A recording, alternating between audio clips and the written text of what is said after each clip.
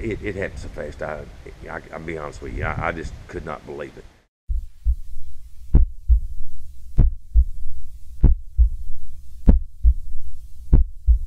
I bought me some insulation, and I've got a load of it.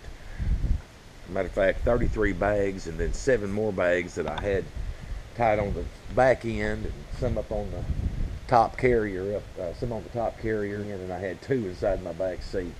I mean, I'm tickled to death that I got all this insulation, because I got a good deal on it. It was like $25 a bag, and I got it for $16 a bag because I bought so much. But I had to drive to Poplar Bluff, Missouri, and I normally don't drive at night. I was coming back a real curvy, hilly road, and it was one of those oh my God moments that happened so fast. And this is what happened. I had a very large buck with very large horns, and he was in the air when I hit him, and he come right off the edge here of my truck and jumped. And very luckily, I think this is where the bottom of his chest hit, right here.